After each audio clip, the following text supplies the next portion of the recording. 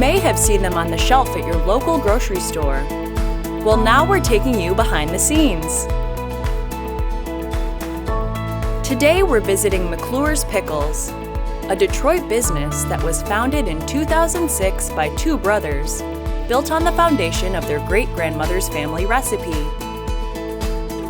Despite humble beginnings, today they are shipping their delicious products all over the world.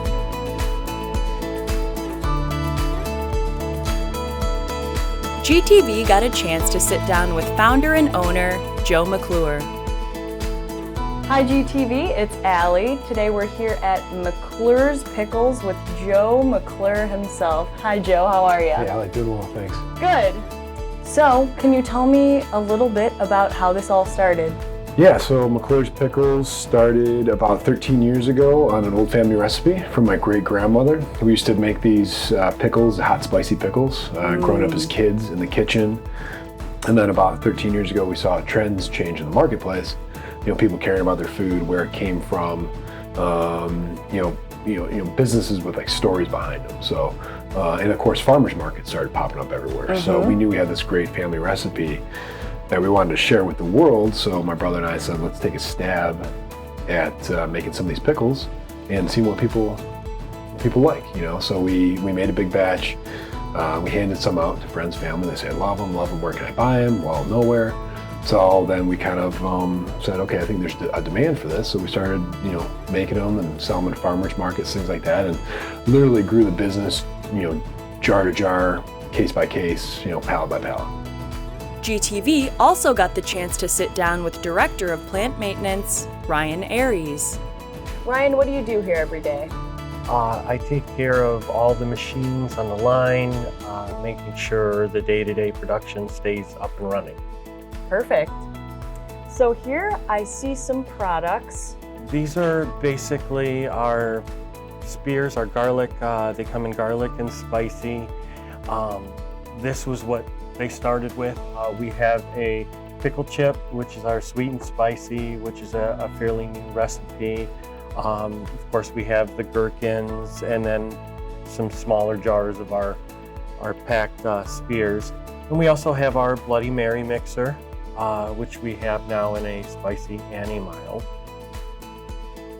After all that pickle talk, it was time to suit up and see them in action.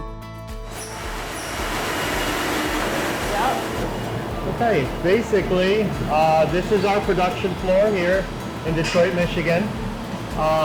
It starts with fresh product coming in. We get large totes. As you can see, our cucumbers. So we pickle year round. So one thing you notice, obviously, in January in Michigan, nothing's being grown. So we kind of travel with the sun. So literally last week, we took our first load of cucumbers from Michigan. So they just started. We grabbed those from Saginaw, Michigan, and that will last until the frost, which is about maybe mid-September, late September, early October.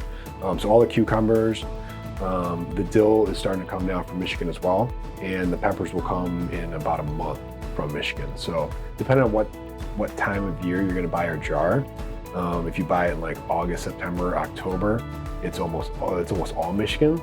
But then in the off season, it does change a little bit because we have to source our cucumbers from like Ohio and then Florida and then Alabama, Texas, and then Mexico, and then we go back up again. Gotcha. They go through a washing process, which is we're trying to automate more and more.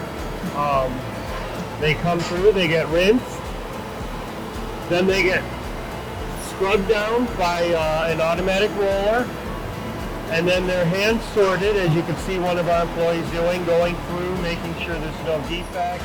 What do you do with the maybe not so pretty looking pickles? Well, normally with our waste, what we end up doing is reusing it in our Bloody Mary mixer, which is made with our pickle brine, which has added cucumber juice in it. So we'll take all that waste and reuse it. We don't throw it away unless there are defects in the cucumbers themselves. Then they're discarded, but all the not so perfect ones that we don't put in our jars will go into our Bloody Mary mixer.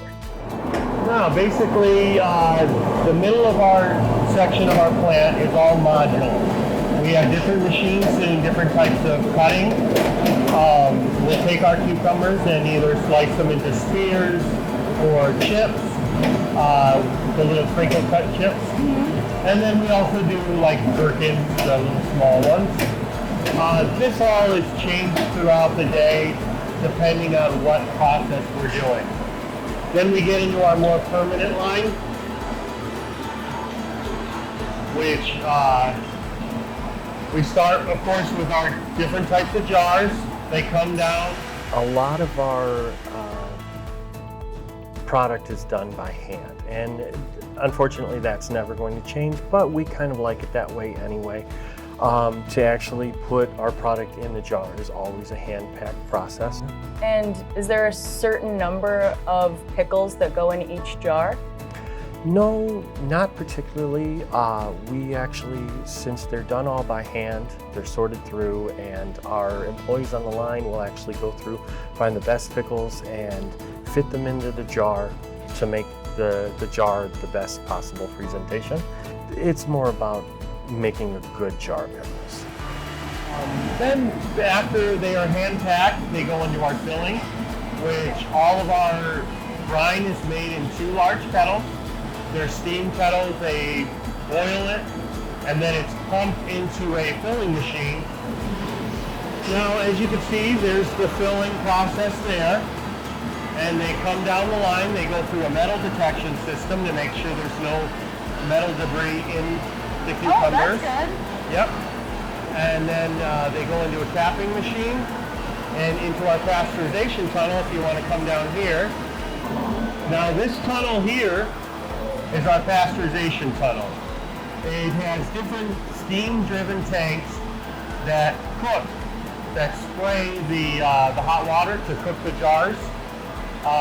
Now, it'll go through in probably about 45 minutes. The jar will take to go from one end to the other of this tunnel. Okay. And it's cooked to a certain temperature, and then immediately goes into a chilling tunnel, which brings the temperature back down to room temperature. So that's like the bulk of the process, Yes. this part. Yeah, and this is a more an automated process that we've gone to. Okay. They used to actually be cooked in our kettles. Once we filled the jars, sealed them, then we would fill them with boiling water and then boil them in the water. Now, this actually has streamlined our process a lot to allow us to go a little further each day. So what parts of the pickle making process are fully automated now? Well, our labeling and packaging process is where we've been focusing most on getting the automation. So we have our labeling of the jars is put on by a fully automated labeling system, and then one of our robots in the factory now that will actually take the cases and put them on pallets. Palletizing robot, as we would call it. Now you can see as the jars are finished, they're put through an automatic labeler. Then they're put into cases, and our new robot, it actually stacks them onto a pallet for us. It's just the start of our automation. So we wanted to start somewhere where we knew that it would help us and we wouldn't take away from a lot of the employees that we'd like to come in and do our product by hand. Ryan, as the Director of Plant Maintenance, what can you tell me that Galco has made possible for McClure's? Well, Galco has actually been a huge help in making us a little bit of a larger company. Every small company starts off with not knowing the rules of production, not knowing the rules of OSHA, and now that we're getting larger, we've had to set up OSHA programs and safety programs. And Galco's been there for me every step of the way, helping us with everything from emergency stops to safety switches, limit switches, drives for our products. So they've come in quite handy. Thank you for that. Where can I find your pickles? You know, we sell a lot here in Michigan and Detroit, but we also sell nationwide and even internationally. And then also that larger tier store like a Kroger or a Meijer, and Costco Midwest carries them as well. So we're not everywhere, but Getting there. we're getting out there. You can find us online. We are on Amazon now, so we're trying to you know, tackle as many fronts as we can.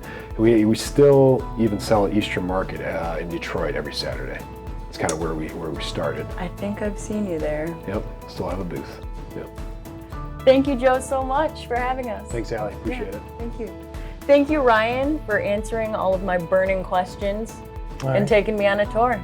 Thank you, Allie. I appreciate you guys coming out, and I'll definitely be using more of your products. Thank you. We will too.